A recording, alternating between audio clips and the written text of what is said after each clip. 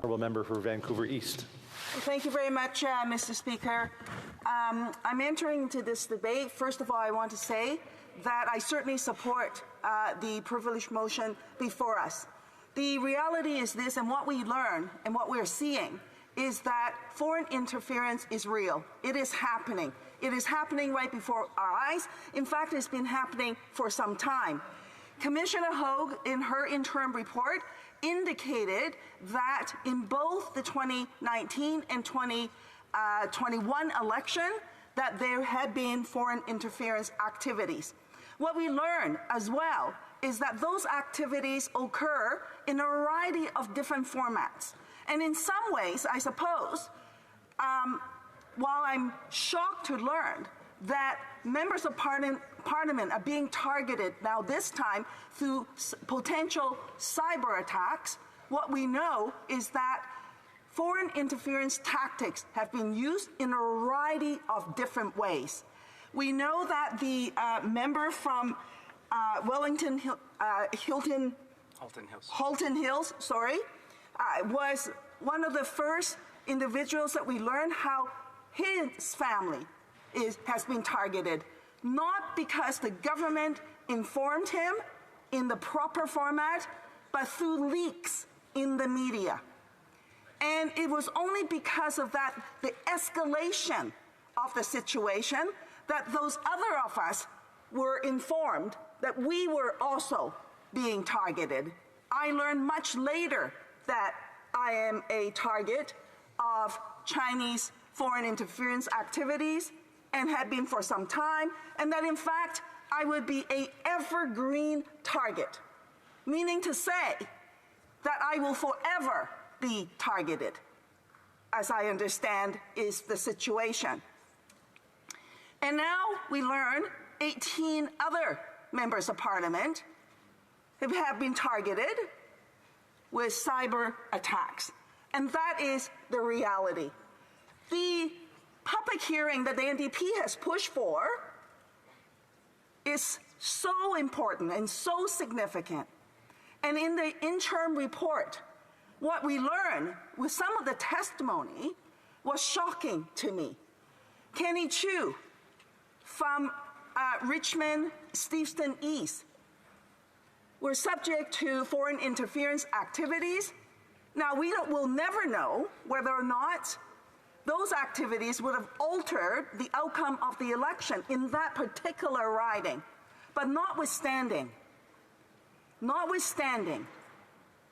foreign interference activities was occurring, and even the government's agencies were observing this. They have this information. In fact, in my case, in the 2021 election, it was noted that they believe that incident related to Vancouver East during the campaign, that campaign activity may well be a foreign interference activity from China. But none of that information was communicated, not to me, not to Kenny Chu, not to anybody, really. And you have to wonder, when the government says they have set up teams of communication, different agencies who's charged with this work, not one of them informed the people who's impacted the most. And this is exactly the case here with 18 members of Parliament who are being impacted by cyber attack from China. How is this even possible, you wonder? How is it that the government have multiple agencies and the people impacted the most are not even informed? And what is the purpose of foreign interference activities from China and other countries? They want to disrupt our democratic system. They want to send a message to those that are being targeted in one way or another. The commissioner noted in her report, the diaspora community are particularly vulnerable and targeted in that way. And yet, what work is being done to protect the diaspora community? I don't see a whole lot of activities from the government side Their communication system is a colossal failure. It's a failure, Mr. Speaker, in addressing this issue. The foreign interference activities, as I was mentioning, happens in a variety of different formats. I have to raise this question as well with respect to the threshold that the government sets internally to determine what would determine and require action. The threshold is set so high that virtually nothing will occur. And ministers testify about how high that threshold ought to be. And one of the bar, I think, is set at whether or not it would change an election. If the bar is set at that level, does that mean to say all the other activities that's occurring that may not have changed the election outcome didn't occur? Does that mean to say there's no foreign interference? Of course not.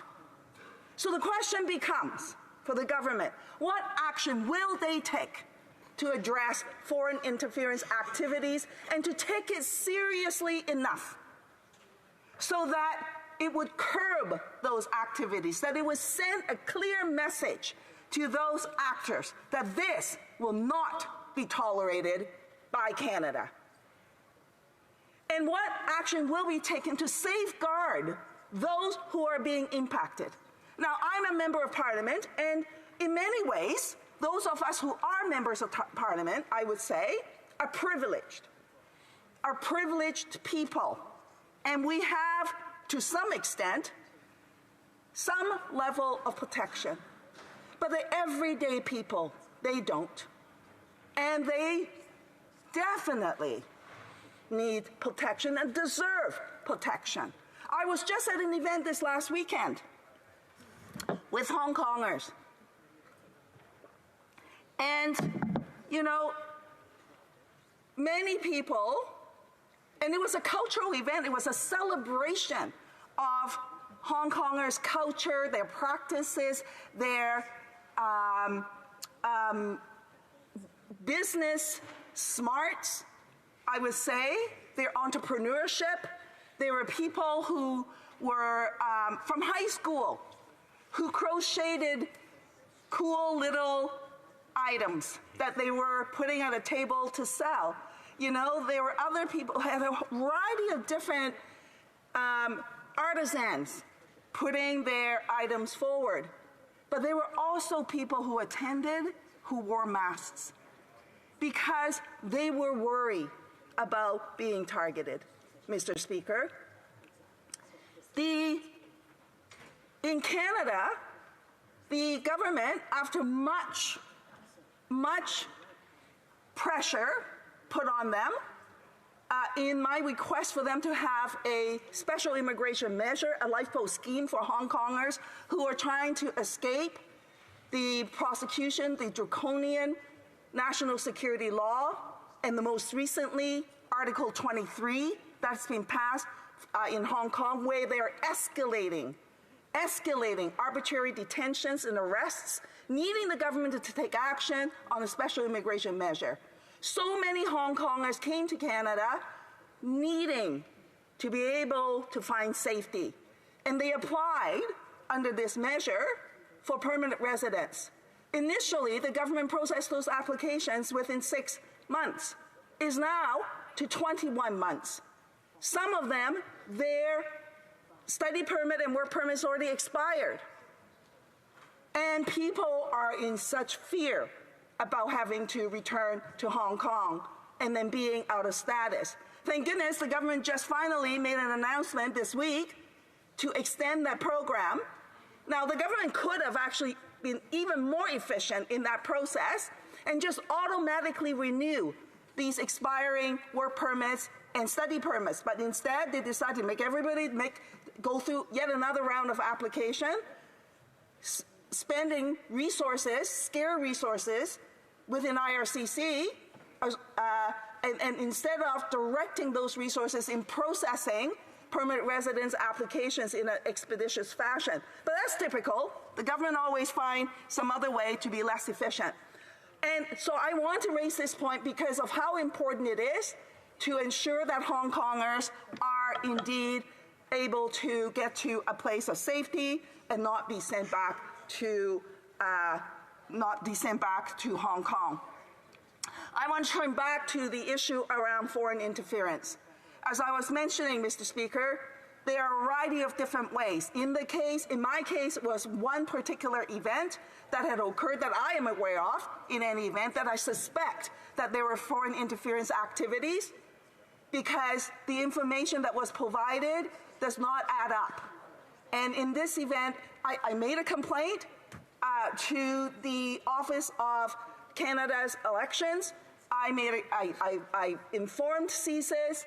I reported it to the RCMP. And you know what?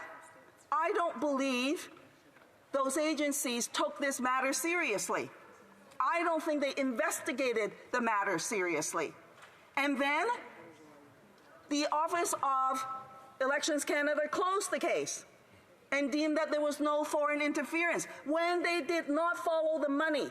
When in the backdrop that I learned that I am a evergreen target, when we're learning out in the media and elsewhere that there's a $250,000 slush fund that is putting out there for foreign interference activities from China. How do they know, without thoroughly investigating the matter, that there was no foreign interference in that instance? Now, I know, very most likely, that incident alone in the 2021 election would not have altered the outcome.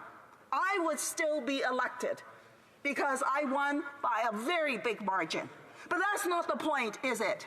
The point is that I believe there was foreign interference activities and we needed to thoroughly investigate the matter. And when the government setup of the multiple agencies that they have looking into this issue learned of this issue, why didn't they inform me in real time when it was happening? In the case of Kenny Chiu, misinformation, disinformation campaign on WeChat was happening. He wasn't informed either. The agencies the government was looking into foreign interference activities knew. Did they do anything? Nope. Now, juxtapose this to what was going on with the Prime Minister. During that time, there was a disinformation campaign about him on Facebook. And what did the government agencies do? They phoned Facebook about that disinformation campaign. And what did Facebook do? Well, then they took it down. My point here is this: why shouldn't everybody be treated equally? And they are not, Mr. Speaker, and that is the truth. And then we learn in the inquiry that perhaps in the case of WeChat, that they didn't follow through on it because it was the Chinese-Canadian community that's being impacted, as though somehow Chinese-Canadians do not deserve the same protection against foreign interference activities, Mr. Speaker. It is absolutely horrendous. And I also want to raise this point for all members of Parliament in terms of potential impact. In the report from Justice Hogue, she has indicated clearly that with respect to foreign interference, there is a deep concern of the impact for elected officials. So the report actually says, foreign interference actors undertake to target elected officials that speak out against certain foreign states, such as China, by deplatforming them with, and then there's also misinformation and disinformation campaigns.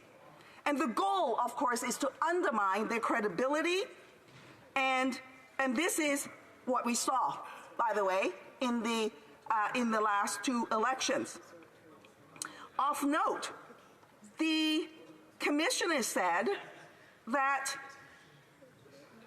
part of the impact for elected officials, part of that goal as well, is to change their behavior, their message, potentially. And I can't help but to wonder, in this House of Commons, We know that there are 5 poisons, if you will, with China. One of them being the Uyghur genocide issue. The other, of course, is Taiwan, Falun Gong. I can sort of go on. But let me just focus on the Uyghur genocide issue for 1 minute here. We had a vote in this House. I wonder, how is it that there are members of Parliament who abstained from that vote when they were here in the vote prior and participated, but when it came to that vote, they somehow magically disappeared? One of those actors, actually, is the member from Don Valley North. And so as it happens on the matter related to the member from Don Valley North, the commissioner has some very damning findings with respect to that nomination. The Prime Minister said that he didn't know about all of this. Well, even let's just pretend that's the case, but now he does know. And what action is he taking with respect to the findings of the commissioner that said that nomination, foreign interference activities, could have impacted the outcome of that nomination? So if the Prime Minister believes there's nothing to see here, as he's continuing to say, then why isn't the member from Don Valley North back in the Liberal caucus? The other thing that I found shocking that came out in the hearing is this. The Prime Minister was at the hearing and he testified to say that he does not read classified top secret documents. Now I gotta ask you, what head of state does not read classified top secret documents that impact national security? Weird. Step that aside for a minute. So he says, I'm not informed. With the exception, on that point, he was contradicted by the director of CSIS, who says that he was, in fact, informed, that, in fact, him and his staff were informed, that they were briefed. Magically, it seems like they don't know about it. So there is much to be done. There is a big question, really, and that is the premise of the inquiry, and that is on who knew what and when, and what did the government do about it.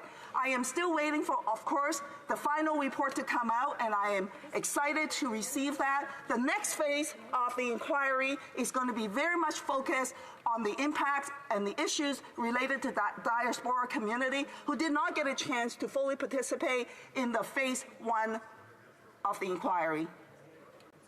Much work needs to be done, Mr. Speaker, and there's no excuse for the government to not take the necessary actions to tackle foreign interference activities. And we learned through the hearing that China is the most sophisticated country in targeting us here in Canada with foreign interference activities. We also learned through the hearing that all the other countries are onto it, and they're far more advanced in dealing with this issue, but Canada is not. So to my colleagues who just learned that they are being targeted, absolutely, this is a question of privilege. We must study this issue, get to the bottom of this issue, and then be clear about what needs to be done. Action needs to be taken, because what is in jeopardy? Canada's democratic process is in jeopardy. All 338 of us in the work that we do are in jeopardy, and we cannot allow for any country to threaten us in that way. And we must stand together and to say no to all the foreign interference actors out there, and stand together and united to say you will not be allowed to try and to take us down. That's what we must do in this House of Commons, Mr. Speaker. Questions and comments? Question commentaire, the Honourable Parliamentary Secretary, Government House Leader. Yes, thank you, Mr. Speaker. The government does take foreign interference very seriously, and we've seen that in terms of legislative measures and other resources. We've had all sorts of different types of discussions. We've had reports provided to Parliament. We continue to bring forward legislation as recently as earlier this week. The point is we do take it very seriously. We also recognize that Canada is one of a number of countries around the world that is targeted with foreign interference, and there is more than one player that consists of persistently trying to undermine democracies, and we're very much aware of those players, Mr. Speaker. And I guess the question that I have for the member is, in looking forward, I do believe it is important that it goes to the Procedures and House Affairs Committee. I think that collectively it's in all of our best interests to see it to go to that committee. But I'm wondering in terms of her thoughts in regards to how important it is that we work on a consensus and try to build something out of PROC in which we can try to ensure that we have a united front in taking on foreign international interference. One member for Vancouver East. Well, thank you very much, Mr. Speaker. I just want to point out, supposedly, the government took this so seriously that they actually slow-walked the legislation. The foreign agent registry, that was supposed to be tabled last year. And actually, I was informed by a source that that legislation was already drafted last year. The consultation had been completed. And guess what? Months and months and months later, finally, we see the legislation. Not exactly really on the ball, are we, in actually trying to fight foreign interference. Notwithstanding, those who are impacted, the government knew long ago that they didn't even bother to make sure that they were informed, to the point where a member's family could be in jeopardy. Then, they didn't actually do anything about it until there was a leak, Mr. Speaker. Doesn't build a whole lot of confidence for me in terms of what this government is doing to tackle foreign interference. There's new information to which they need to take action on. We will have to wait and see that. With respect to working collaboratively, yes, of course, but not in the interest of trying to hide information. And I just want to point that out. Question et commentaire, l'honorable député du Rivière-des-Mille-Îles. The honourable member for Rivière-des-Mille-Îles. Thank you, Mr. Speaker. In the beginning, in early 2023, there was interference and we asked questions, but we didn't get any answers. But ultimately, the opposition succeeded in March 2023. We got a special rapporteur and it was a flop. And then Ms. Hogg came along and did an outstanding job. Everything my colleague just said, I am so sympathetic to her situation. So I'd like her to give some adjectives, some descriptors about what she's experienced with this government, which has strung us along for years and deprived us of relevant information about this foreign interference. Thank you, Mr. Speaker. The honourable member for Vancouver East. Very much, Mr. Speaker, and thank you so much for that question. I fear that if I were to use those adjectives, I would be kicked out of this House, for they would be unparliamentary. But let me just say this. The government was asleep on the wheels. What we learned from the commissioner is that, yes, other countries, and we're not alone, being targeted by foreign interference activities. But what we learned is that Canada is way behind the 8 ball. Canada was just basically not there, despite the service continual warnings. That is the reality. And hence we are here today with more and more members, we're learning more and more members of Parliament being targeted. I should also add that there are other actions that needs to be taken. Take, for example, in the United States, what's happening, for example, with a platform with TikTok, and what actions are they taking in terms of trying to prevent foreign interference activities that can occur through that platform? And what is this government doing? Nothing. I think that kind of tells you everything. Questions and comments? Question commentaire, the honourable North Island Powell River. Well, thank you so much, Mr. Speaker, and I thank the member for her speech on this important issue. And the reality is Canada is being targeted, and the government isn't doing the things it needs to do. to be transparent about it. And I think one of the things that all of us should be concerned about in this place is the fact that so many of the members in this place learned about that foreign interference through the media, and that is not the way to learn that you're being targeted. So I guess my question to the member through you, Speaker, is could she talk a little bit about solutions? I know in terms of the foreign registry, there's a lot of concerns from ethnic communities that feel that they're going to be specifically targeted and they want to keep safety. So what are the solutions moving forward, and what does this government actually need to take action on? The Honourable Member for Vancouver East. Well, thank you very much to my colleague for that question. First off, I think on the legislation that was tabled, what must happen is that it needs to come into law before the next election and be implemented. That is a key piece that needs to be done. Now, of course, there are many elements within that legislation that's going to be in regulation or even the mandate for the commissioner, and we don't know what that looks like. And then also keeping in mind, that is not the be-and and end-all. That is just only one tool to address foreign interference activities. I would also finally say this, for Prague, the work that Prague needs to do is not done, because what came out in the inquiry was that there was contradictory information.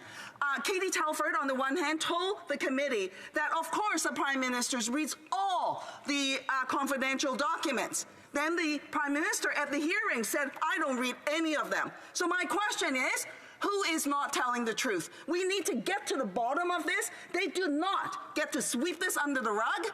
We need to get to the bottom of it and to hold people to account, and most importantly, to actually take the real action that are necessary to address foreign interference.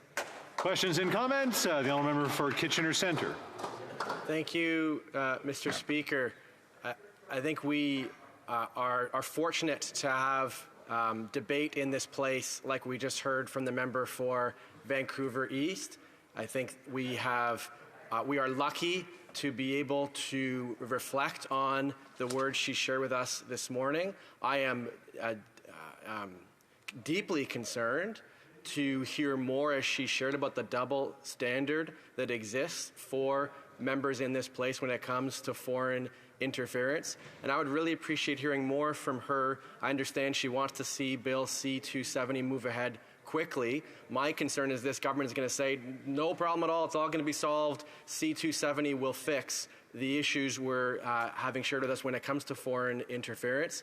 Can she share with us the extent to which she feels that is or is not the case? And can she share more, elaborating on the question from our colleague from North Island Powell River, the extent to which she'd like to see this government to do more and do it faster to address the deep concerns she shared with respect to foreign interference? Honourable Member for Vancouver East. Well, thank you very much, Mr. Speaker, and I thank my colleague for that question as well. So on the issues around the bill itself, and of course it needs to go through the House, it needs to go to committee to invite the diaspora community particularly to share their comments around it. In talking with the people in the broader public, most of them are just so relieved that finally we have this legislation before us. I think that is going to be really important to ensure that there's not going to be some disinformation campaign out there to try and say what this bill is and is not. I think that's really critical as well.